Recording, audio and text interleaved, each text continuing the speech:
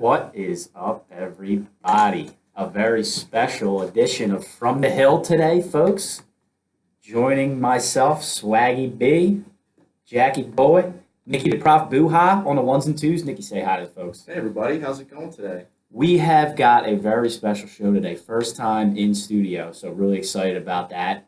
Nikki's going to give us all kinds of good effects and drops. He's all over it today. I don't know about that. Yeah, and he looks good over there. Look at that. We got a double action here coming at you, double feature, because we're doing the video cast of the audio, and we're going to be releasing the audio cast separately. So, very excited about today's show. We're going to give you a quick rundown of what we're going to talk through today, because Nikki's going to come out firing hot. He's been getting hit up on social media hard.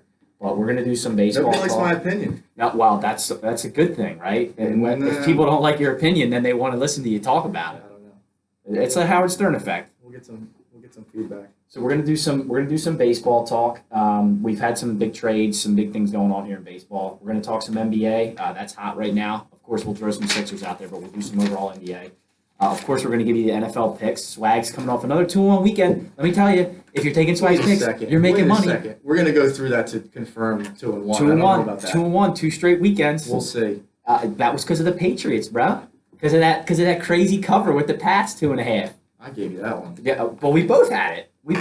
You asked me about the line on air. We're going to talk about the Giants and Eagles game too. We'll see how that Oh, he's going back to the losses, but I gave you the Bills over the Dolphins. Bills second straight. That was good. I like that.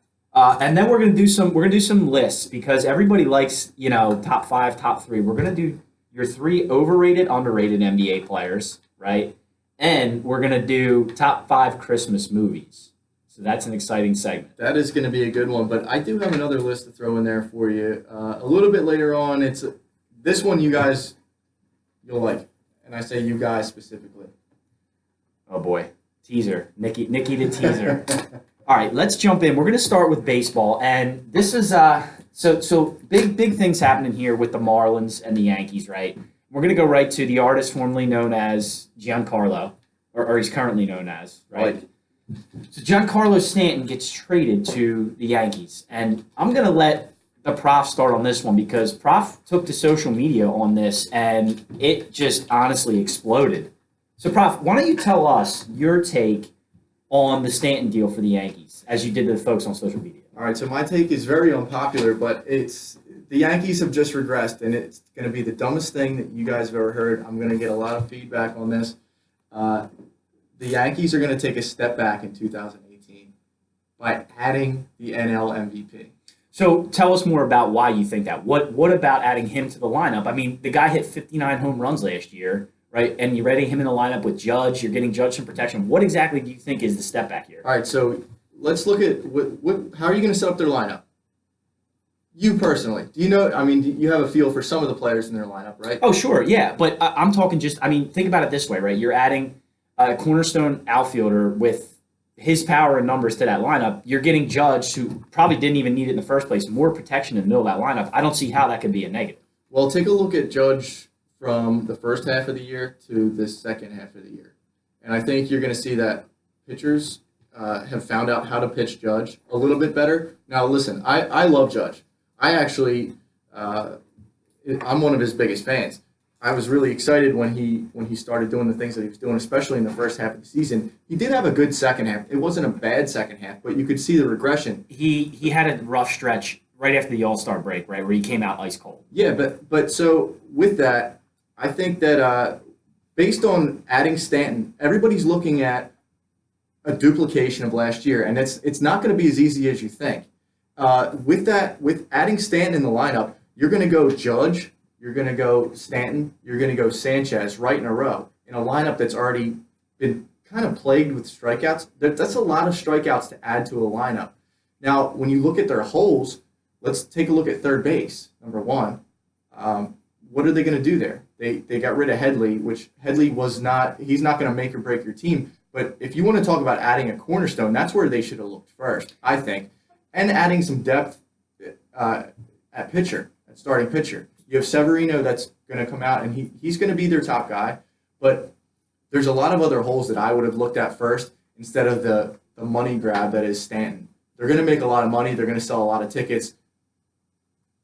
Go ahead. It's sort of the Yankee way, right? To go get Stanton because he's the big flash, he's the big ticket, and to put him in there. Now, the one thing that you always say about the Yankees, and you can be sure of this because this is what they do, they're not going to be done, right? And they're not going to be done spending. They don't care how far up they go on the salary cap because they know they'll make it. You know? And that's something that they've always done, and they've had mixed success with it. I mean, No, and baseball, we talk about this all the time, right? Because baseball is the kind of sport that you don't just necessarily add a bunch of pieces and they fit. There's a randomness to baseball, and the part of being together as a team and do pieces fit. right. So I wanted to hit you with this from a different angle, Nikki, because what we wanted to talk about was these big contracts, right? Because obviously Giancarlo's got this monster contract. And we've got a couple guys that are coming up here that are going to be getting big deals. But first, I want to talk about Giancarlo specifically and talk about guys behind him. Well, let's talk first about let's look at the lineup or the projected lineup as some people see it. Gardner leading off, Gregorius, Stanton, Judge, Sanchez, Bird, Hicks, Gleyber Torres. He's coming up. He's going to come up this year. He's going to be good. That's going to be a nice piece for them. And seeing where he fits is going to be a key to how they do this year. And then I don't know if Frazier is back with them or not. I know he was out there as a free agent. I think they were maybe going to add him, but that's a lot of strikeouts in one lineup. It is, but think about it like this, right? And this is the other thing that everybody talks about now. This isn't the Moneyball years of 15 years ago where they wanted you to get on base. They don't care if whatever your on base percentage is fine. They don't care if you strike out. Actually, teams now and analytics folks favor the strikeout. I'd rather you strike out than ground into a double play. Yeah, I know, but you know what? That's going to be very frustrating for the fans in New York. And you look at it right now and you say, okay, we have in two slots in our lineup, we have 120 home runs. Well, number one, let's duplicate that again from last year. We're just banking on that. Number two, we're banking on no injuries. Giancarlo's been out a couple years with injuries. And number three, we're looking at adding Sanchez to that mix too.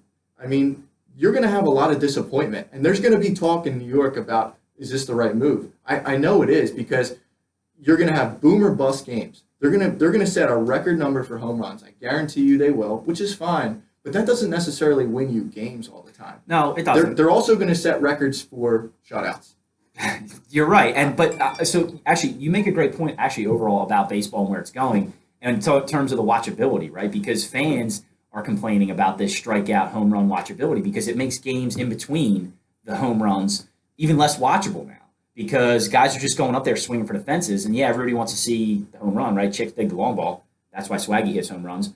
But but that's the problem with today's game. One of the big problems is that that's where offenses are going. It's this, listen, I don't care if you hit 240, hit me 30 home runs, and strike out 200 times. Yeah, but that's not, in the long run, when you want to get into the postseason, that's not going to be what fans are looking for.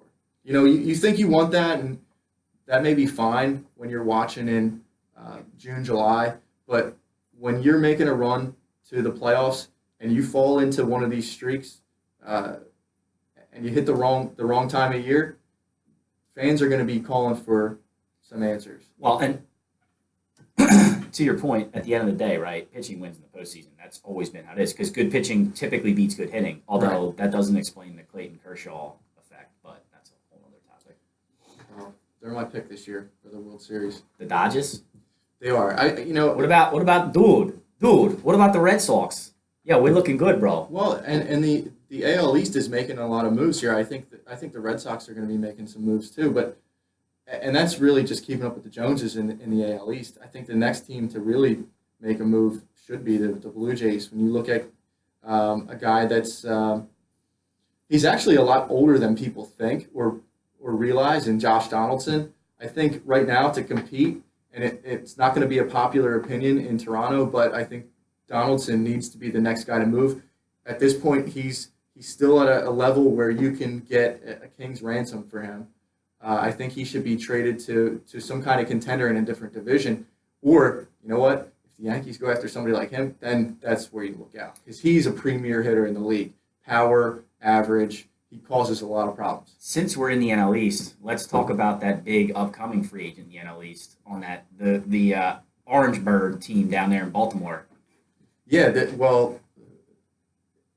for Machado, to get traded and look for a trade, and the Orioles to be shopping him around. That's a pretty exciting thing, and it should be something that I think that the Phillies would be and should be interested in because of one reason, and that's I'm going to lead you into your point here, but the Santana signing. The Phillies, to make that move make any kind of sense, they need to they need to go out and they need to make a splash, and they need to sign a guy like Machado. And I don't necessarily think that free agency is always the way to build a team. As you know, that's my thoughts about Giancarlo. It's not always about the free agent splash, but for Machado, a guy that is 24, 25 years old, he's a piece that you can build a team around, and the Phillies don't have that guy. No, they don't. And I was doing the sprinkle for the folks that can see it on the video, because that, to me, you can sprinkle in free agents, right? Well, if we're let's talk about, you're talking about Machado, and let's talk about, well, first off, the pipe dream here in Philadelphia is to get Mike Trout, right? Keep dreaming. I will keep dreaming. Nicky will keep shooting it down. But let's talk about because the records that are going to be set over the next few years on these free agent contracts. When you look at guys, you know, if Machado does make it to free agency, whoever trades for Machado is going to set a record for whatever he's going to be making. He'll be the and next then you're one. going to have and then you got Harper. You're going to have Harper coming out. I see the Nationals trying to come back and get Harper, whether or not he wants to. He's going to test it. Oh, no doubt. He's going to set a record. You know who's going to be hot on the Harper And the guy coming out after that is going to set all the, like, not just Major League Baseball, but professional sports records. And he should. He's the best baseball player that I've ever seen. Undoubtedly. Well, people will disagree with that, but yeah, nobody comes into the league and finishes first or second MVP voting their first 6 years. I mean, it's just, we could go through Trout's numbers, and anybody that wants to argue that he's not just doesn't know baseball. So, but to that point, right, there's two pieces of that. So first, the thing about these big contracts is, right, we saw it with A-Rod, we saw it with Pujols, we will see it with Stanton, is how long is their value in that 10-year, $9,100 million contract? And you're paying for the the front end. Of course, you're paying for the first 5 years. Of course you are, and you saw that with Pujols, you saw that with Hamilton, you saw that with. I mean, there's a million guys that you can go down the list. And Ryan Howard in particular, you're paying for the current production. Correct. You're paying for real-time production. You're not paying down the road. But what's happened is these guys have come before the Ryan Howards, the Hamiltons, and they set precedents. And that's when all these agents get involved, and the precedent is set. And then just like when it comes to player evaluation, you get comparisons. Okay, Manny Machado is going to set a comparison for what Harper's going to get. Harper's going to set a precedent for what Trout's going to get. Sure. And it's going to keep going up and up and up until we get into the billions. And it's going to be really insane when we get there. But it's happening quicker than... These teams are making money, and these guys are bringing money in. So, you know, the worth of these players is not that much in question because of the revenues that they generate. I think the problem is when you do these monster contracts, right, they end up tying an anchor to a weight to you because they anchor you down. The longer you keep these players, you need them for their first 5 years of productivity, and then you're stuck for the last 5. Look, Pujols had a decently successful run. That really depends on who you are and what team you're going to. When you look at guys like the Yankees, they're not going to be tied down. The Yankees aren't, but the Angels will be. Yeah. Right? I mean, these teams, and it also, so you look at a team like the Nationals, they've already got a monster payroll. When Harper comes up, they're going to try and give him one of these big deals, but the Yanks are coming calling, and dude, the Sox are coming calling too. But you need to look at how certain teams get to positions they are. So you take a look back at the Phillies and why they're in the position they are now, where they can spend the money that they want to. It's because they developed a system. They built a team that eventually won a World Series in a big market like Philadelphia, and they're able to kind of hold on to that wealth. They have the TV contract coming. There's a lot of reasons why the Phillies can continue to build, and it's been a brutal couple of years. But so you mentioned the Angels, and I kind of compare them to the Phillies of 2008 in that they took a big step in 2017, and I think with the international signing of Ohtani, you're going to see them start to generate more and more money. The fact that they're in LA is a little bit tough, and that they're competing with the Dodgers is a little bit tough. But if you can't come out and support a team with Mike Trout, and to come out and see who's being heralded as the next Babe Ruth, then it's kind of a sad state of affairs if you can't generate money based on those two things. Oh, I agree with you, but I just think that first off, for the Angels, they're always a second-rate citizen in LA, right? It's a Dodger town. It's a Dodger town, and that team, they have had Pujols there and Trout there for years, and they don't win. And I don't know why. They're another team that's sort of an anomaly to me. It's pitching. Yeah, their pitching is not great, but to that point, right, if Trout's getting a monster contract and he stays in Anaheim, how much extra pitching are you bringing in? I mean, Ohtani's not the well, and that's where development comes in. Well, farm system, right? And their farm system has been poor.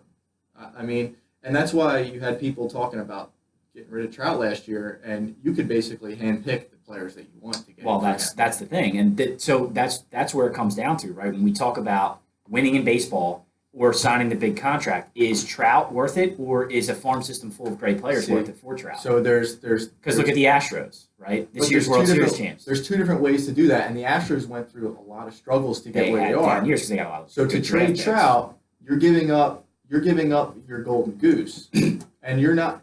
There will be nobody in that stadium you get rid of Trout. Oh, so you have ownership that has to balance those two things. Do we want to bring in something with people? If I was out in LA during baseball season, I would make it a point to go see Trout. I would love to go see the Dodgers, but I would go see Trout if I'm out that way. Sure. I mean, it's like seeing Mickey Mantle, right? It's a once-in-a-lifetime talent that you want to go out and see at the ballpark. It absolutely is. It's a generational talent. But the thing of it is, there's more and more of these guys coming up. Sure. Generational talents. Machado, Harper, Trout, and these guys are all going to be in free agency within the next 2 years. It's going to be madness, and I think it's actually going to be good for the sport. I think it's going to draw some eyes to the sport. They're trying to do a lot of things, moving that way to get the younger generation back into baseball, and I think they're doing a good job. As far as the timing, that's a little bit more difficult to navigate, but steps are being taken in that direction. Yeah, and a lot of times, I think baseball's still very healthy, right? I think a lot of times what we do, unfortunately, is we like to look at the national spotlight, right? And because baseball doesn't get covered on national level, right? Barely at all, unless we're in the middle of summer and there's nothing else. So it's football, basketball nationally, and then baseball's a distant third, if ever. There's a big saying, right, on national radio, like, don't talk baseball. Like, don't talk baseball. So, but locally, we're following that format. Yeah, and we led with we're it. Big national. We led with it too. Yeah, big national following. We led with it. Great job, guys. Well, the winter meetings. I don't know. I follow it closely. It's something that I really enjoy, and it's hard to get into baseball. I understand that. It's a long season. I mean, it's a 6-month season. You can't watch every game, which I could say that about basketball and football. Well, yeah, not necessarily football. Not necessarily basketball and hockey and stuff like that. But. All right, so let's transition here. Let's move to. Wait a second. We're not going to talk Jeter. Well, I was going to talk Jeter, but honestly, I feel like we talked a lot of baseball, and you want to. All right, Nikki wants to talk. You want to do? I want to do a couple things. Jeter. He wants to tell you about Jeter. Plus, I got to step out real quick, so Nikki's gonna fire off. All right, so let's talk quickly about the Stanton trade. And why I think that it's not as bad a deal as you think for the Marlins. I understand that they didn't get a lot back for the NL MVP. I don't expect Stanton to do the things that he did this year, number one. But number two, I have never been given a reason to not trust Derek Jeter. I don't know if you feel the same way, Jack, but Derek Jeter is the legend of all legends in baseball history. He's up there with the DiMaggios, with the Mantles. I don't think I can come up with, on the top of my head, a legend like Derek Jeter will be when kids are looking back at this guy in 60, 70 years. Now batting, Yankees shortstop number 2, Derek Jeter. All right. Jeter. But the one play that that basically defines Jeter is the flip play. You know the flip play. Everybody knows the flip play. LDS, Why was he there? 2001. What was he doing there? Why was he there? What was he doing there? If anybody takes I'm a look, shortstop. if He's out of anybody takes a position. look at that play, there's no explanation why he's there. There's no explanation why he made this trade. But trust Derek Jeter. The collusion? Trust Derek Jeter. He's not a money hungry sports owner like we've come to know. He's gonna be there for the baseball side. He's gonna be there on the evaluation side. I think he's gonna turn the Marlins around. And your boy Levitard was almost in tears talking about it. Literally almost in tears talking to Manfred about it. I know. And it was kind of difficult for me to watch because Levitard believes that Manfred was in cahoots with Jeter to sell off Ozuna, to sell off Stanton. Clear payroll. I think they're going to make a big push for these free agents. I think the Marlins are, because when you clear payroll like that, what are you planning to do? You're planning to make a splash. I don't think there's anything that you can look at right now to say they're moving this way, but trust Derek Jeter. Yeah, I think the problem with the Marlins, right, is just revenue generating. I mean, they built a new stadium, right? This is the whole Levitard platform, so I'm not going to stand on it because I'm not in Miami. But the whole premise is that they got a lot of taxpayer dollars to build that stadium in Miami, and then all right. So if they go out and they get Harper and they get Machado, is that worth it? But they're not, and you know that they're not going to get either one of them because if they're getting rid of Stanton to cut payroll and they want to build more of a ground up franchise, but to start here. The problem is that this ownership group is doing exactly what the previous one did, and that's cut payroll because they have to, because they can't survive without cutting payroll, and that's just a part of the business right now. Well, part of it's to keep the lights on, but that team will not be in the running for Machado or Harper or any of those guys because they can't. They have to be more of like an Astros type of grassroots, build through your farm system type of deal. They're never going to be in the run for any of these big free agents. That's just the way it goes. Well, I don't know. I think that part of the moves to let the ownership at least present their plan, and it hasn't been a great presentation to start off, but it's early on. By the way, look, to defend Jeets, right? He didn't give Giancarlo a no trade clause. The former management team did. So you're trying to trade a guy with a no trade clause. He holds all the cards because he vetoed 4 or 5 trade offers that they got for him. So he got to hand pick where he wants to go because you give a guy a no trade clause. You're going to give a guy all this money and a huge contract and a no trade clause. Well, what do you think is going to happen? You're going to end up coming out on the bad end, on the back end of a deal because he can veto every trade. And he gets to pick where he wants to go. That's bad ownership up front. But let's give Jeter a chance to at least give him a couple of months to make some things happen, or at least present his plan. It's not. I'm fine with the move. If you were a Marlins fan, you'd want more back, but. What is there to get back when the guy's got no trade clause and he's only going to handpick where he wants to go? All right, so we should definitely real quick get into the more interesting things of Derek Jeter. Is this your G? Okay, yeah. All right, go ahead. All right, I'm going to put a list down for you, and I'm going to go kind of in reverse order. But so the list of Jeter's girlfriends is the most impressive.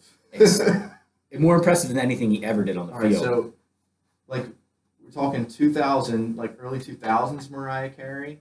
Not Mariah Carey now, obviously, but Mariah Carey, Scarlett Johansson, Jordana Brewster. Huge fan. Adriana Lima. Mia Toretto. Jessica Biel. Jessica Alba. Vanessa Manillo. Minka Kelly. And now, fiance, and I think number 1 overall seed, Hannah Davis. How do you rank that?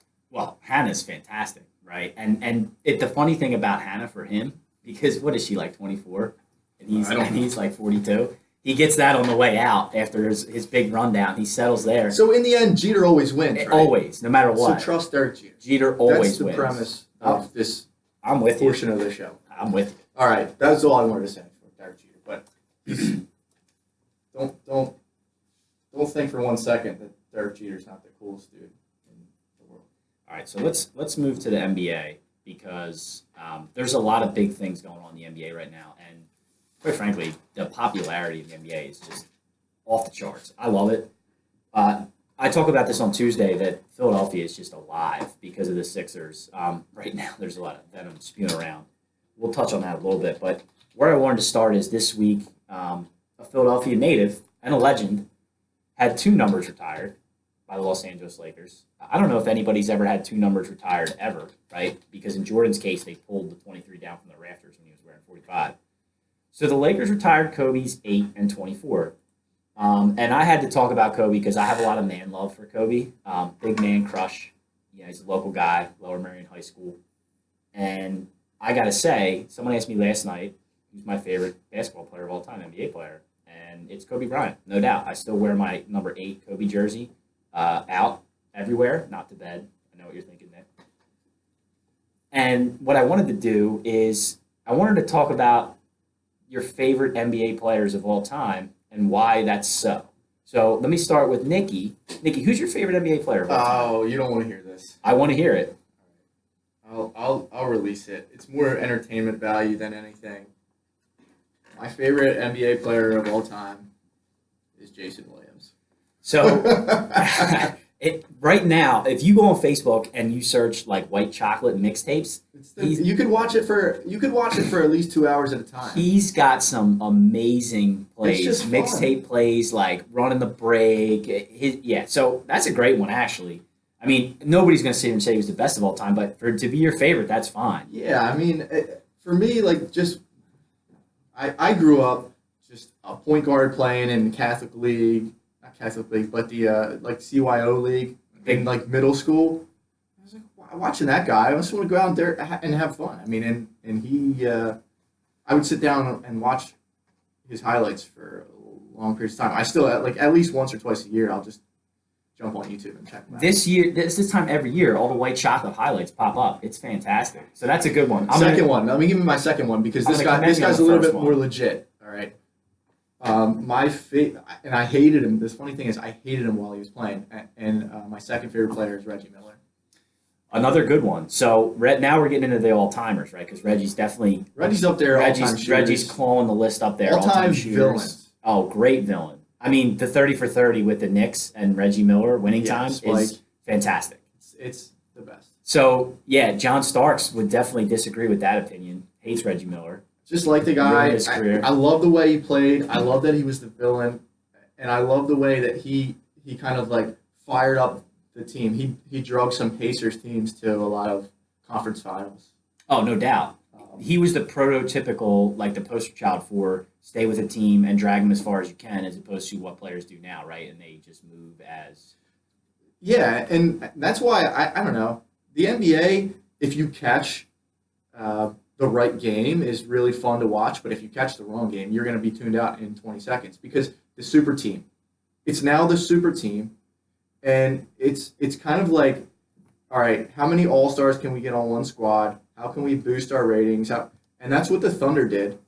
And by the way, I'm not completely out on the Thunder yet. No, so all right, so that's where we're going. So where we're going from there, what I wanted to say about Kobe is the reason they retired at 8 and 24. I hate that, by the way. I love it because it's terrible. He evolved his career once he got rid of Shaq and turned it into a second career that was all Kobe, all day, 2 titles by himself, which Shaq ended up getting 1, but he had Flash, a young D Wade.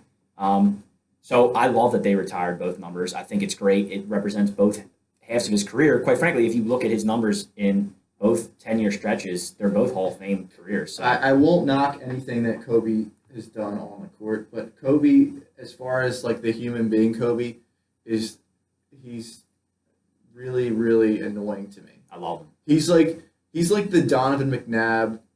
Obviously, how dare you? He's higher. How dare you? He's higher caliber as far as how dare you, Cowherd? As far as the quality of player that he was, to me he's number 2 all time, and LeBron's gonna pass him as number 2 all time, and he probably has already. You'll never get me to admit that. Well, we're not gonna get into that because that's you can talk all day about it, but I think he's number 2 all time as far as his play on the court. But as far as like his actions and the way he carries himself, and like he left that game the other night before the game was over. I think he left that game in the 3rd quarter, and that's just like nose up in the air, stuff doesn't stink, Kobe, and it's just I used to get so annoyed watching him when he used to try to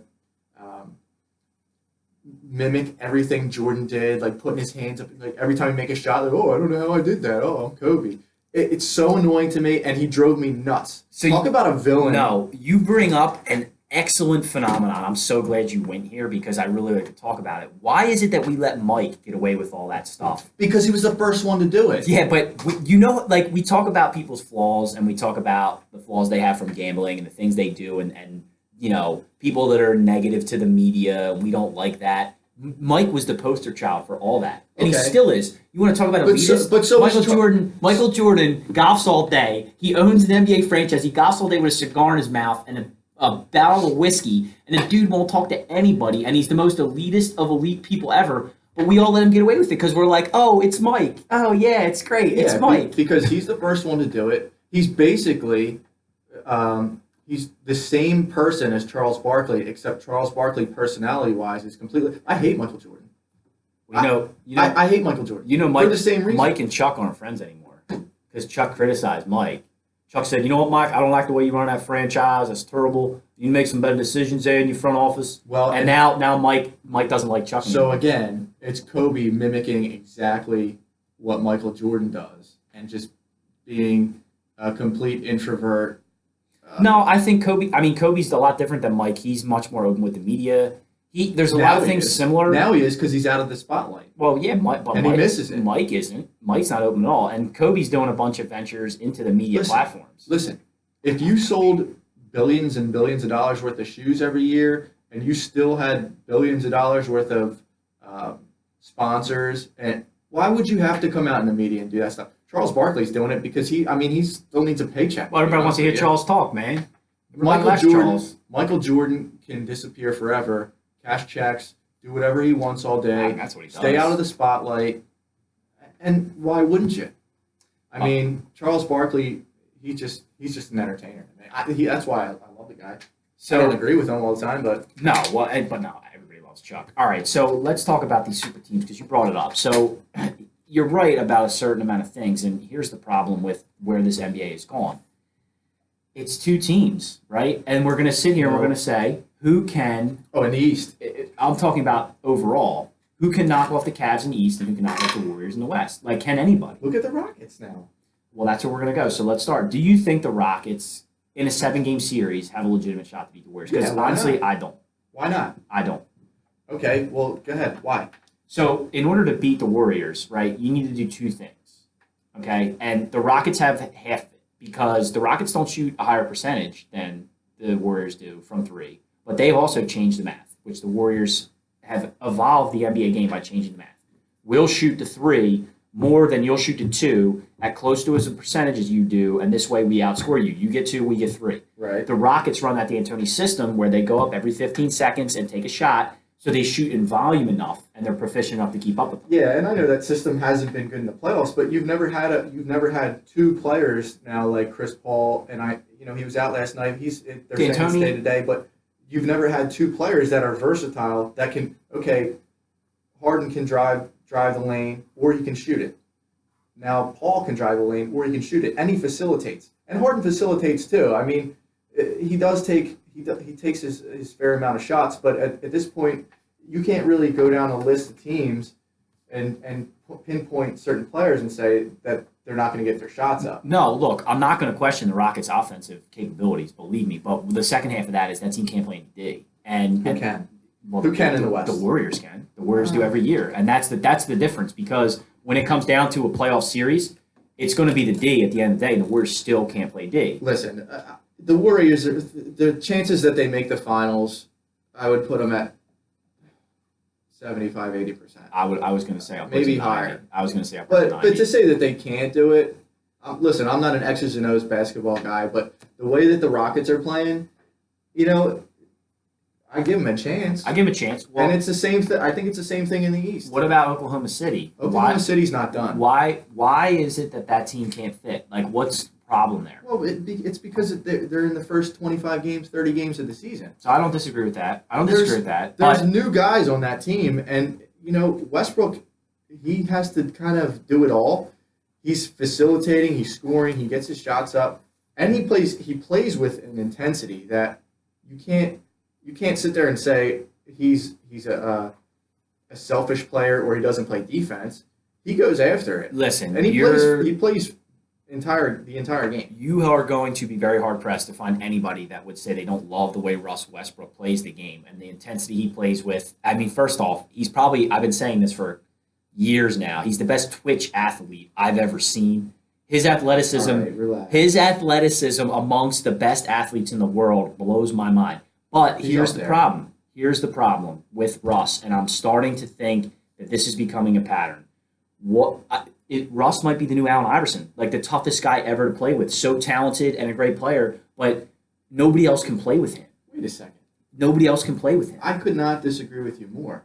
How is Allen Iverson difficult to play with? Allen Iverson was extremely difficult to play with because he ball dominated. Look at the most. Well, he had to. Well, but that was by design though. Look at those teams when early in his career they tried to bring guys in to help him out, like Larry Hughes and other guys who were supposed to be ball handling scorers. Yeah, but look what Larry Hughes did on the Warriors and wherever else. But listen, you're not listening. Sorry. This is what happened.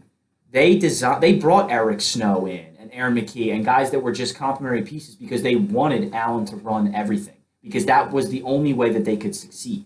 And that was it. There may only be one way to succeed with Russ, and that's with a bunch of complementary players and letting Russ do his thing, letting him run the show nonstop, all the time, all go, always have the ball in your hand, usage rate number one, Russ Westbrook. Wait a second. So you're saying that because the Sixers front office was smart enough to develop a team and put a team around Iverson that could be successful, that's a bad thing? Because I'm not saying it's a bad thing. I'm saying my point is that he might be the most difficult guy he was the most difficult guy to play with. Iverson was, and I think that's Russ now. I don't think that you would find one guy that played with Allen Iverson to say that. Yeah, because all those guys were subservient to him.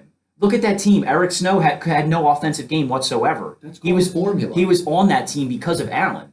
I'm not saying that guys didn't love Allen that played with him, right? But look at the whole practice thing. Look at the whole scheme with Allen. Stop. Allen was a difficult guy on and off the floor, Nick, and that's just the truth to play with. I'm telling you right now, Allen was extremely difficult to play with. But so when you have a role to play on, okay, so if you're a guy that's going in there and at the time who was one of the other top guys? Let's say Tracy McGrady came in there.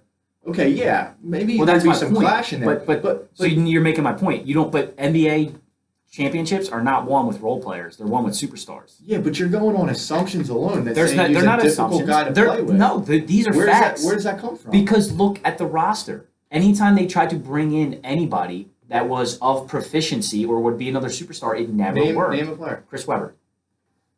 It did not work. He wasn't bad. That team didn't win. Iverson still had years left in him, and because they're going up against the Lakers. Star power. Your Kobe Bryant love. That's right. Star power. Because the NBA. Because you had the most dominant big man and the second best player in the history of the game. Yeah, and then what else and around and it? A bunch of role players. And role players. Right. That's my point. But they had Shaq and Kobe. And who else? They had two guys. Derek Fisher. They had two guys. Role guys. That's important. But the Sixers, Allen Iverson, just trust me on this one. Allen Iverson, very difficult to play with, and now it's Russ. I disagree. Look, why did Durant want out of OKC? And all of a sudden now Melo and Paul George are there, who are supposedly other superstars in the league, right? Guys who could fill up a stat sheet on another team, and now all of a sudden they're next to Russ, and they can't get 20 points a game. They can't even get 15. So your first question, why did KD want to get out of Oklahoma City? Okay, where did he go? He went to the team that they were up 3-1 on against the year before in the finals. Okay. They had the Warriors dead to rights. Did they win? No. Why did they win? They didn't win because they were overpowered. They were overpowered with listen, when the Warriors started making this run, it was obvious that they were going to be in the finals every year over the talent of Oklahoma City. Now, if Oklahoma City held on to Harden, who knows? Yeah, but that would have been an insane run. Again, how come Harden wanted out? Why did KD leave? Let's go back to your question. Why did KD leave? Because he went to the team that he wanted to match up against LeBron's super team in the finals every year. Yeah, but all right. So take a half step back. When you have a team dead to rights 3-1 in a series, by the way, if OKC beats Golden State there and makes it to the finals, they're favored over the Cavs with that OKC team with Durant, Westbrook, and Adams. Absolutely. No, they're not. Thabo. That team would have been in favor of the Cavs. And Here's No. So this is a Cavs team with Kyrie still. yeah. So Yeah. no way. Yes. No way. Yes. All right. So We'll never know. no, that's true. We won't because he left. And why? All right. But So it's really it's like let me. obnoxious now that you know who's going to be in the finals. That's my point. Why? And these teams are trying to load up, like bring in Paul Because George and Carmelo you don't have any choice to try and compete. And here's the number one thing about OKC right now is I don't think that they're finished. They came out of the gate really slow. I get that, but the season doesn't start until Monday. No, I agree. And look, and Monday being Christmas. We're not that far into the NBA season, and so they could gel, but I just don't see it working. So I don't think that Carmelo. Either way, they're going to sneak in the playoffs. Not sneak in. They're going to be. They might not. They're in the 5 spot right now, and they played horrendously. Yeah. They're in the 5 spot right now. They played awful. There's no other teams that are going to compete against them. And even if there are, if they squeak in as an 8, they're a dangerous team just based on their personnel. But Carmelo needs to stop dragging ass. So that's where we're going. We want to talk. We're going to go to. We're going to talk. Let's just go to it. We're going to talk about the 3 most overrated and underrated players in the NBA. And I think at the top of both of mine and Nikki's lists, unfortunately, is everybody's favorite superstar pincushion, Carmelo Anthony. Carmelo's brutal. I can't watch the guy anymore. It's a jab step. It's a stop ball jab step twice. It's ugly. It's hard to watch. It's not even the style of play. It's more like the body language for me. So when you look at a guy like Westbrook who's diving around, he's the most I think he's the most explosive player in the NBA. Yes, Would you disagree with that? No. He's the most explosive player in the NBA. Without question. He just goes and balls out every night, and then you just look at the body language of Carmelo Anthony, and the guy doesn't seem like he wants to really be anywhere. He just wants to. Poor Melo. He likes the idea of being a superstar basketball player more than he likes being a superstar basketball player. You know, there's going to be arguments one way or the other that says, okay, Carmelo's gone to the Nuggets, the Knicks. There's never been anything around him. Well, look at the Knicks now. They've taken a step forward. Yeah, and the Knicks are giving Ben Simmons a Christmas present. A unicorn from Latvia. What, Porzingis? Porzingis. Okay, yeah, Porzingis is good. Who would you take, Porzingis or Simmons? Oh, man, that's a tough question. So I love Ben Simmons. I would take Ben personally, but by the way, that's actually a good segue to the Porzingis connection to the Sixers. You know that the year that the Sixers took Ja, you know who Hinkie wanted to take? Yeah, well, that Porzingis. That would have been a difficult thing.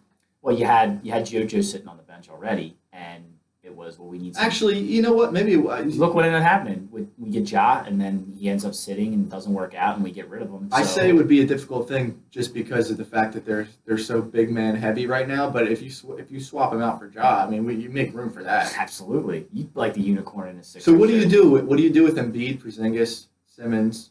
That's a dangerous line. I make it work. Even with TJ.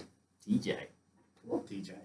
So, all right, I'm going to go to another overrated guy here. And I know that he's having a career year, but I continue to talk about how I just feel like you'll never win with this guy, and that's the main man, Boogie Cousins. I don't know, man, because he's a presence. He's a presence on defense, too. I think it's overlooked. Here's my problem with Boogie. Here's my big problem with Boogie. The way he plays, okay, that back-to-the-basket style, power forward, is just a dying breed, and it's not a winning formula in the NBA anymore. And let me expand that. He's got a guy on his team right now who is an MVP candidate every year if that team makes the playoffs.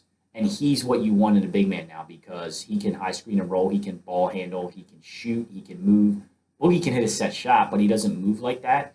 He dominates. But I don't think anybody ever expected him to. No, he's a block dominate guy. So you can't necessarily call somebody overrated based on a skill that he was never supposed to have. No, he's overrated because the guy's scoring 28 points a game or whatever he's doing in this last month, like crazy stretch, but they don't win. My point is that he's a superstar and everybody thinks he's the best power forward in the league, but they don't win, and you'll never win with Boogie. Well, what else is around him? Anthony Davis. I know. So you Drew Holiday. J. Rue. Drew Holiday last night was That was pretty brutal if you saw those highlights from getting in the face of, not necessarily in the face, but you see Harden fouled out. He was kind of firing him up. It's awesome. He's taking flops. It's like the guy's waving. It's Yeah, like but Holiday was JoJo flopping like a waving. soccer star last night. Well, his wife is a very famous soccer star. No, I didn't know that. Yeah, very pretty, very famous. Who's that? You can pull it up. Pull up Drew Holiday's wife. She actually got sick. She got, I think, cancer. But pull it up so we're being official here. But yeah, she got sick last year. He took a year off to take care of her. Yeah, I do remember. Yeah, something man, like it was a that. big story. I forget her name. Julie, maybe. Pull her up. So while he's looking for that, I'm gonna tell you my third guy, and then I'm gonna introduce Nick to a term that I love about overrated guys in the NBA. So my third guy now, and this is like a new kid on the block. There you go. Tell us more. Did it tell you about how she got cancer? Or she got I sick? don't know, Jack. That might be something people want to look into on their own. Yeah. Yeah, brain tumor. And look at her surgery. picture. There you go, brain tumor. And look at her picture. She's very hot. So Victor Oladipo is everybody's flavor of the month now because he was in that trade. Oh, wait, is he in your overrated? Overrated. Oh, he's in my underrated. I knew it. See, Nikki's fallen into the trap. He's in my underrated. I have to guys. introduce Nikki to a term that he is not. He's not privy to yet, but he's going to learn. Nikki, what we call Victor Oladipo is a looter in a riot. Looter in a riot. Learn it well. And what happens is it's a phenomenon in the NBA where you take a guy and you put him on a team that doesn't have any volume shooters or scorers, and that guy will instantly put up 22, 7, 4, and Is that you'll think he's good. Okafor? That it. Is that Okafor now? Yeah, Ja. Well, first off, I don't get me started on Ja because I really still like Ja and wanted to see him working. I think he's a gifted offensive player. But back to Looter. Very gifted school. Right? Yes, he's a gifted scorer. As Brett would say. Yes. So looter in a riot is a term that you need to know. All right, I get the reference. Correct. And that happens, that's a phenomenon in the NBA. It happens on these teams, and that's who Oladipo is now. Well, Victor Oladipo is a looter in a riot. He got put on a bad team, right? And now somebody's got to get 20 for that team, and he's the guy. Okay, so he's got him in a playoff position. And Well, I mean, if you're going to say the guy is performing on a bad he's team, going to make an all-star team. So what's wrong with that? He's going to make an all-star team, right? And he's going to get a max deal, and he's going to get a big contract. But the guy's not a star, and he's frankly. I didn't say he's a star. He's I not- said he's under. I think he's underrated. He's overrated. Just looking at his stats that he's put up, looter in a riot or not, stats are stats, right?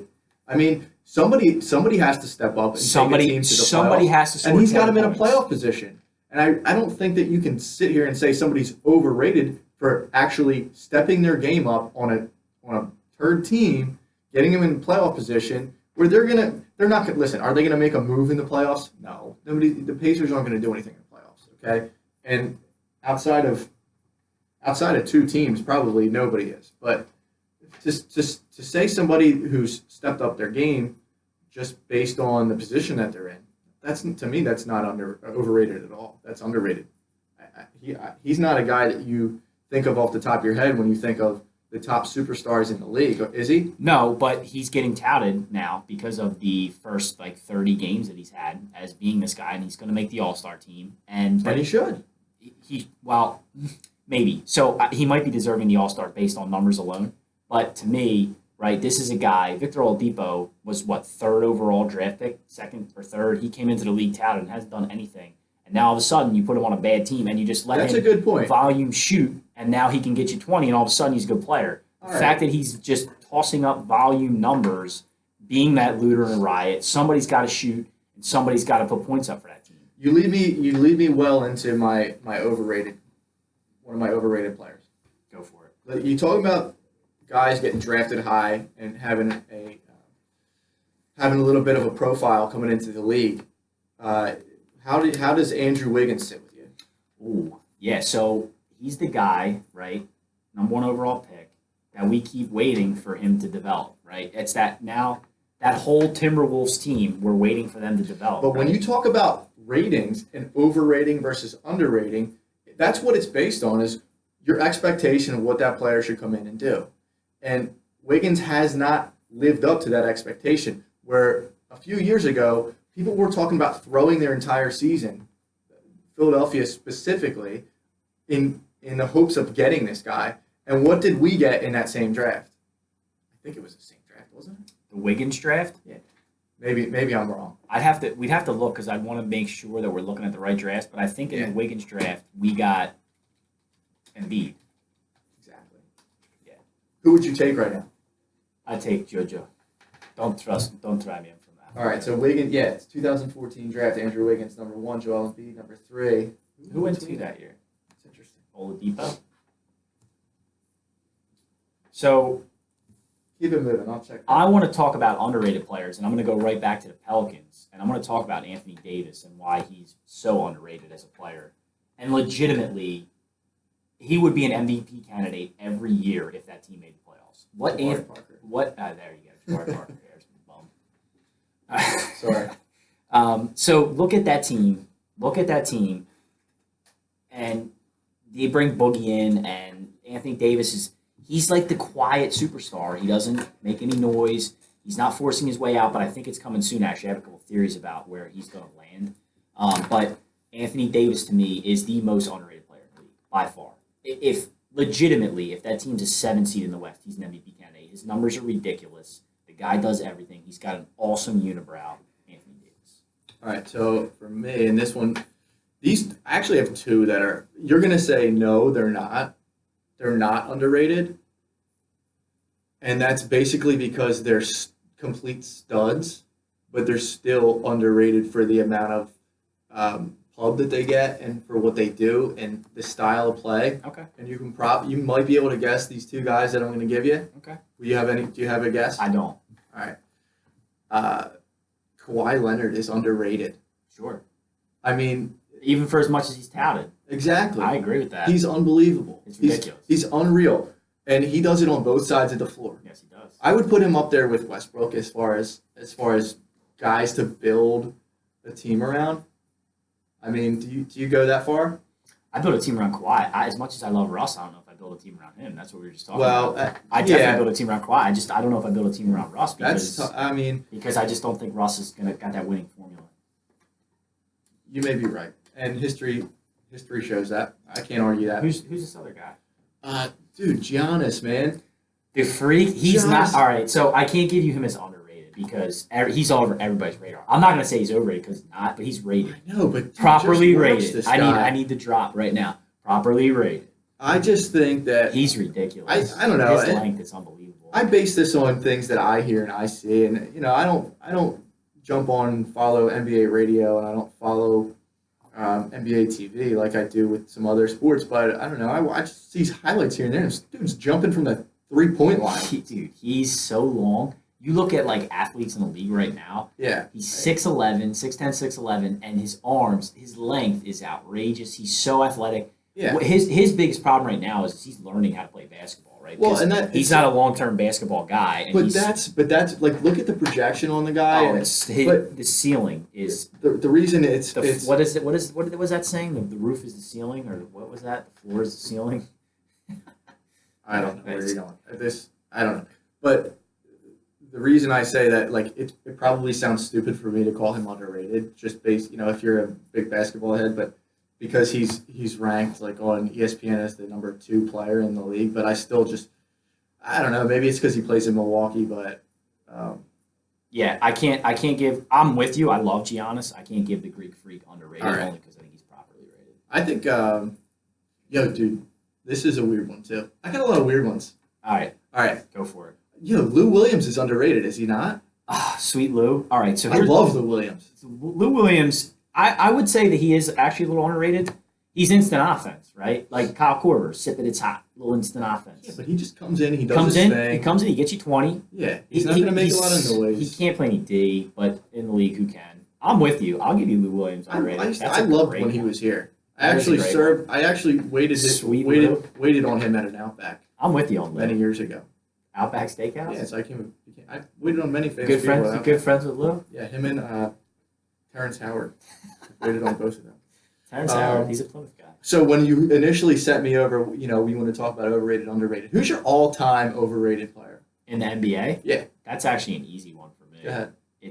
I hate to say it too, because I think he was a good player, but I think he was just super overrated because of the market he was in. Patrick Ewing.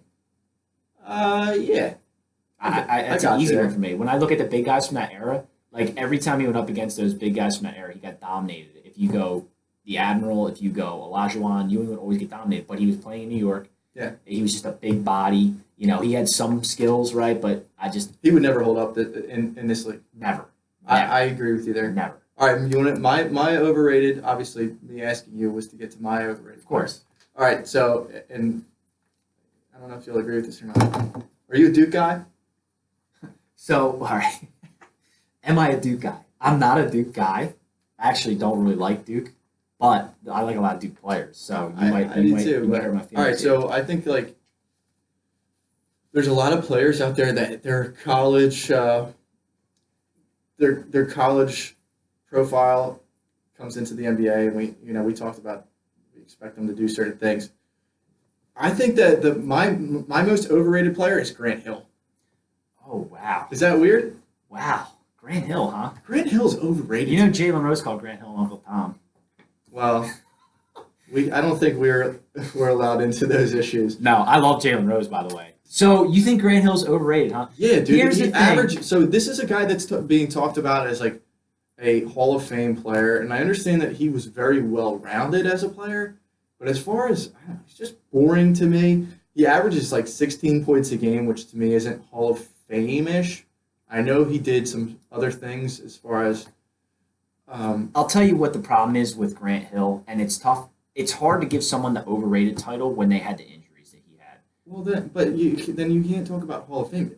At the end of the day, the numbers are the numbers, and you can say, okay, there are certain players that come into the league for a year or 2 years, and then they get hurt and season-ending, career-ending, and it plagues them their entire career. But that doesn't mean you put them in the Hall of Fame, does it? You need to sustain. Is Grant Hill a Hall of Famer? I don't know. People talk about it. I don't think he is. I've heard arguments. Yeah, I would argue against that. And I would too, obviously, but and I don't think he gets in. But I hate to call a guy overrated only because of the injuries he went through. Because I think that where you're going here is actually the right path. Because he projected and where he was drafted projected to be. But he was the face of a couple franchises. 100%. But he got hurt. I mean, in the prime of his career, he was hurt almost every year. He ended up having a very long career because he developed a jump shot and he got to play on like those Phoenix teams with Steve Nash and D'Antoni, so he could like fit in and not have to do a lot. But he couldn't move. Like he was immobile because his knees were so bad. I mean, I know. I could give you overrated for Grant. Grant Hill drinks Sprite, so it's okay. So all right. One last thing I wanted to say about the NBA is the other question here, because we keep talking about LeVar Ball, and then this week you saw LeBron do the whole like hand over mouth thing, talking to the ball kid, Lonzo. Like I can't even hear what you're saying. Right, that's what. Well, I could Bane it too. Do you feel in charge? So I don't even. That was Bane. All right. So why does something like that fire you up? But when Kobe does something stupid like that, you love it. Well, because LeBron tries to be everybody's buddy, right? Kobe didn't try to be people's buddy. Not this year. He tries to be everybody's buddy. Is LeBron going to stay in Cleveland, or is he going to break their hearts again and go to the Lakers? I don't see him. I don't see him leaving. I don't either. The big argument now is he's going to go play with your boys down in Houston. Everybody's saying he's going to go to Houston. I don't see him leaving the East. Why would he leave the Eastern Conference? He makes the finals every year just by showing up. Yeah, I think LeBron. I think the reason that the Cavs like kind of have peaks and valleys throughout the season is because I think LeBron gets a little bit bored. Yeah, as he should. I mean, he's got nothing to prove left in the regular season. Right. So, but we all know that when it comes to April, he's going to turn it up, and they're going to be in the finals. 100%. Now, the interesting thing is now the Celtics and what they've been doing. They went on a little skid there, didn't they? Yeah. Okay. They're still a legit team, and I really still a 1 seed in the East by record. I like the move by Kyrie to say, dude, I love it. Let me take things into my own hands. Like I don't need you. I can go do this my own thing. And I think we're under Brad Stevens, he can flourish there. You know what's happened with the Celtics? I actually heard this, and I love the credit who did this. Maybe in Russillo. He talked about teams that are really good, and the one thing that he talked about is, again, we go back to defensive efficiency, and that seems to be like the key to rate teams. Aside from, the Warriors always rate high on but aside from like the Rockets, you look at defensive efficiency, and the reason Brad Stevens is such a good coach, the Celtics are number one right now in that, and that's Kyrie Irving, who did not play a lick of defense. All right, yeah, I know. He gets guys to buy in. But that needs to be sustained. He gets guys to buy in. That needs to be sustained. So that's the thing with certain coaches. You can get somebody to buy in, but it needs to carry through the entire season. Well, it's crazy. And I think that a lot of these coaches, and a lot of these teams, especially in the West, they don't play defense because they don't really need to, because they know the other team's going to be it's just going to be a shootout every night. But there are certain teams I feel like can turn it on. Defense is more like it's an effort thing more than it is a coaching thing. So when these players, I think when they see there's an elevated, let's say a rivalry or a nationally televised game, I think that like these players know that, and they're tuned in, they're plugged in, they're on Twitter, they watch the shows as much as they say they don't. They know what games to ramp it up for, and I think you can see that throughout the season. But to start that at game one and then have that same mentality and same effort at game 80, that's not sustainable. So I think they kind of pick and choose. I disagree with that. Kawhi Leonard does it. Kobe did it. The guys that are true. You're talking certain players. I'm talking teams. Oh, yeah. It's tough for teams. And there's no doubt about that. But you don't have to do it every single night, right? But it's right. Doing it. And that's my only point is I don't think they do it every single night. Wow. I mean, so, yeah, I'm with you. All right. So let's. And Cavs got Isaiah back, too. Yeah, that's going to be interesting. See how he fits in there. So you want to move to the NFL pick segment? Do you have some stuff you want to cover in the NFL, Nikki? No, I mean, I think that I still hold firm with my view on Nick Foles from last week. I mean, he looked great. Sure, he looked great, but they played a very poor Giants team. My biggest take out of that game, and you probably touched on it Tuesday when I didn't get a chance to listen to your takes on Tuesday, but my biggest takeaway from that was that the defense continues to be exposed, and it's a lot of it's based on quarterback play, but division games are a big factor, and I think they're very telling because division games are played tough. It doesn't matter really the situation. And obviously for the Giants, they're in a situation where their season's over, and it's been over for a couple weeks now, but they still play tough. They're actually one of my picks today, but yeah. So no, you're right, and actually I did touch on this on Tuesday, but to expand upon it. So this game, I didn't overreact to, and I said that when we spoke on Saturday, right, when we did our video, because I did not want to overreact to a division game. There's an anomaly with the Giants and Eli this year. Eli's thrown for 300 yards twice this year. You know what teams they were? Team, singular. I just gave it away. He threw for 300 twice against the Eagles, and that's it. He threw the ball 57 times. Yeah, and that's telling. And that's 57 times. So that's concerning because you can look at the quarterbacks that the Eagles have played, and based on the quarterbacks, or at least the efficiency of the offense, to this point in the season, and the season's over, let's say, at this point, but when you look at like the higher profile offenses, it hasn't been a good showing for the Eagles defense. And as much as we thought at the beginning of the season they were a very highly ranked defense, I think that they're being exposed just based on who they played. The Bears, the 49ers, not even with Garoppolo. By the way, Jimmy Graff's slinging it out there for San Fran. He's a part of my picks today. Yeah, look at you. That's going to be interesting. So you guys won't like that one. That's a profit special. That's because I saw that line. So let's get into it. All right, let's do it. All right. Let's go over my picks last week. I came up very close but short on 2 games, and it really drove me nuts because one was the backdoor from Tampa Bay. Yep. Who they scored? Would they kick a field goal or something in the last couple minutes? Those Falcons, those pesky dirty birds. Yeah, game by Falcons 3. Win, the line was at 6. That was a pick for me. And then New Orleans over the Jets came up just short. They started tacking it on at the end. Didn't make it to the 16.5. Did get New England. I was pretty happy about that.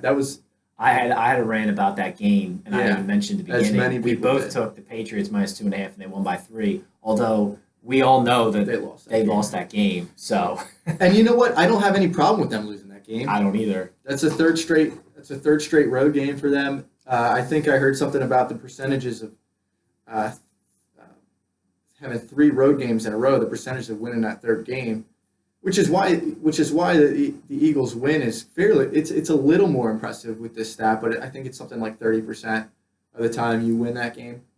I don't know if that matters to anybody, but the other game that I call with the Stone Cold lock was Minnesota, and they just rolled. They boat raced. Boat raced Cincy.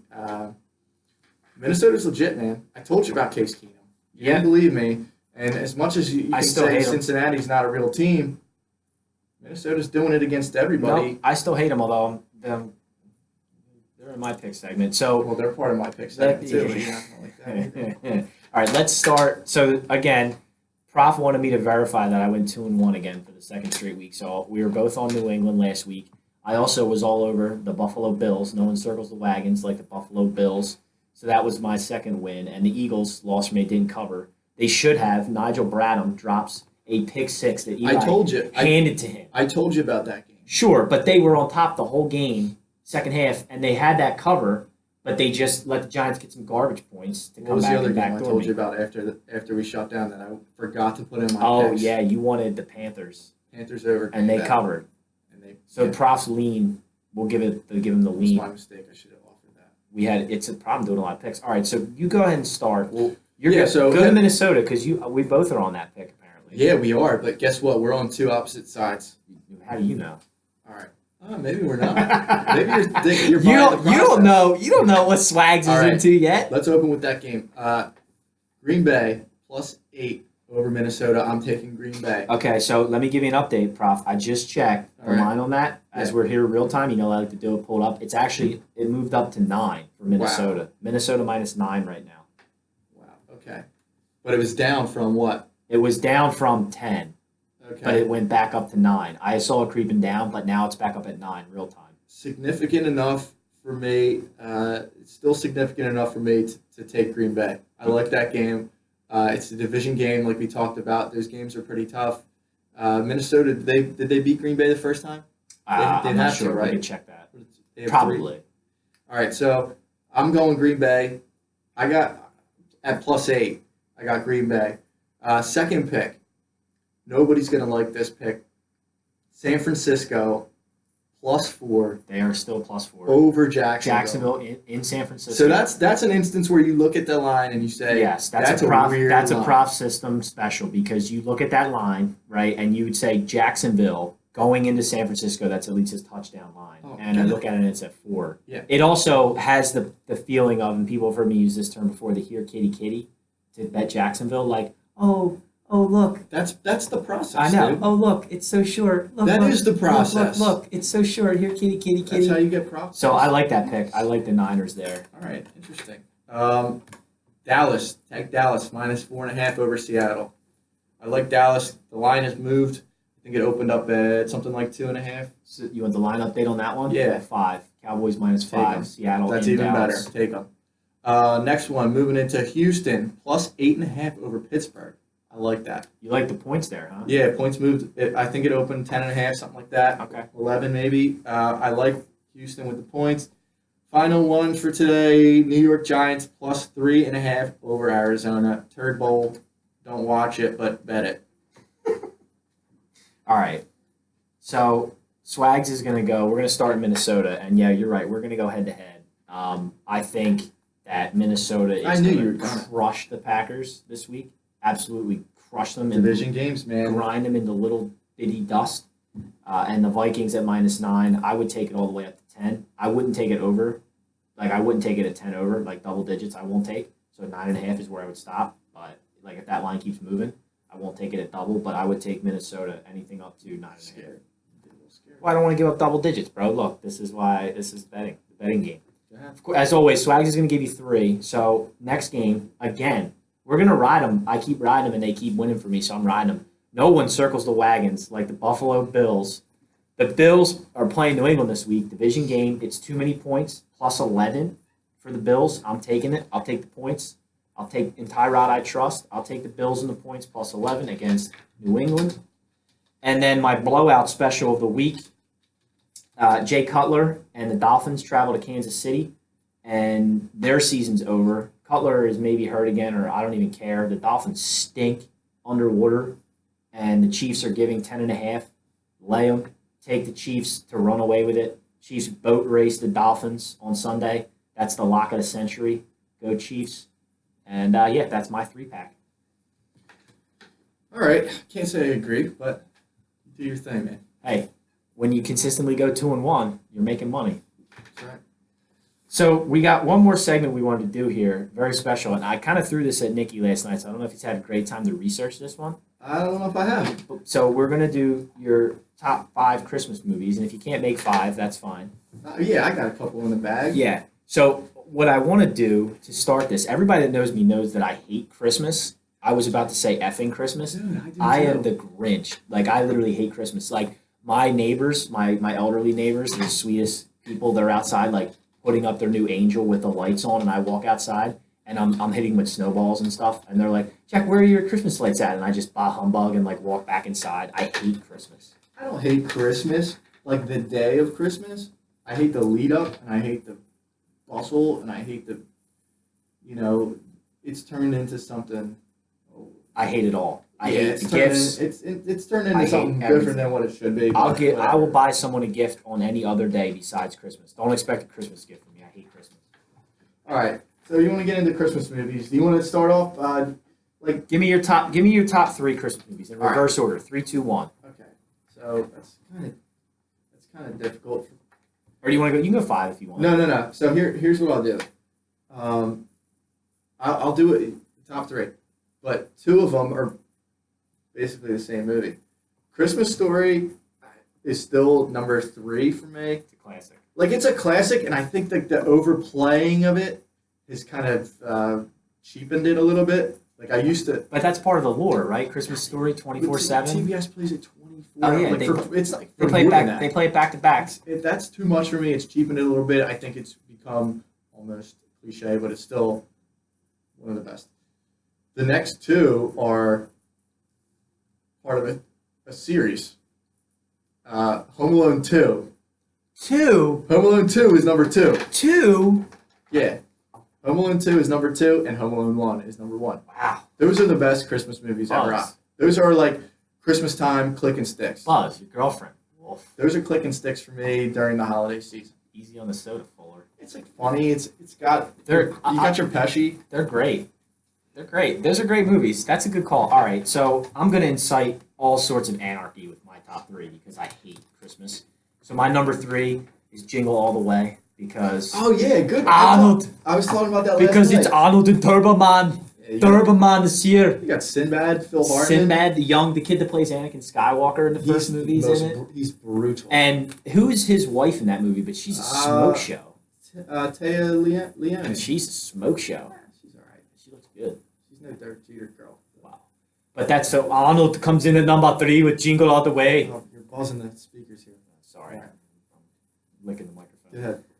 Number 2 is also part of a series, but it's just a great movie. It's Christmas Vacation. You know what? I'm embarrassed to say this. I've never seen that all the way through. Oh, dude, that's such a good movie. I know. I've heard very good Such things. a good movie. I know. I've seen this. I've been in the series like here and there. I've seen like Vegas Vacation. Yeah, the Vegas Vacation is fantastic. Nick Papagiorgio from Yuma, Arizona. He had software. Put it down on my car. And number 1 is going to incite anarchy, which is what I'm all about on Christmas time. My number 1 Christmas movie is Die Hard. Oh, come on, man. All right. I mean, first off, don't argue with me that it's not a Christmas movie because it is. It's absolutely a Christmas movie, and Okay. it is the best Christmas movie ever. How do you feel about Elf? I hate it. There you go. Hate Elf. All right. I hate it.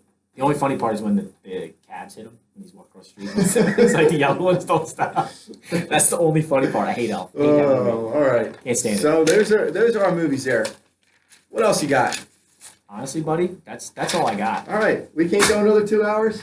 Dude, this is a long segment. So actually, what I want to talk about, I want to do a wrap up here. So first, by the way, If you like the show, of course, give us a click, give us a subscribe, give us a like, hit us up. So a couple things. So Nikki and I love taking criticism from everybody, and we love taking, we're taking into advisement like what everybody wants. And so I had conversations last night. What we're going to do to change up the show a little bit. Look, I'm looking at the timer right now. We ran an hour 15 minutes. Yeah, not everybody wants. We're on remote here. Yeah, and not everybody wants to hear us gas bag for an hour and 15 minutes, right? So what we're going to do is you're going to check down in the comments section of the video, and I'm going to lay out for you all of our segments by what time they are in the video, so you can fast forward through if you don't want to hear baseball talk, or you just want to get to the picks, or you want to hear me talk about how I hate Christmas, right, and do the Christmas movies. I'm going to put all the segments in the bottom there for you. Yeah, so you should have probably told them that at the front, so you don't have to walk through it. That's true, actually. I probably should have, but I'm going to make a note of it, too. I meant to say that at the front, too, but I'll make a note of it and make sure that it's bold. All of our things are in there. And I've been telling everybody, we're trying to take everyone's suggestions and to make a better product for everybody. So you'll be able to navigate through that. Because I want them to watch this whole thing and make sure they click and subscribe. And then the next one, they can navigate through. All hour, 15 minutes. But as always, we appreciate everybody that watches and listens. And, text the show, text Nick, text myself, hit us up on social media. Let us know what you guys want to see. And next time we're in studio, we can take calls. That's it. We'll take calls. So actually, I made that video Tuesday prompted by a big Sixers raging debate, and people were yelling at me to make a Sixers video. Yeah, we didn't go Sixers today. So I did it. No, I covered it Tuesday. I mean, so that. But we'll that's get into it. that. If you guys hit us up, we will make impromptu videos, and we'll make whatever content you guys want to hear. All right, guys. That's it. From the Hill, Swaggy out. See ya.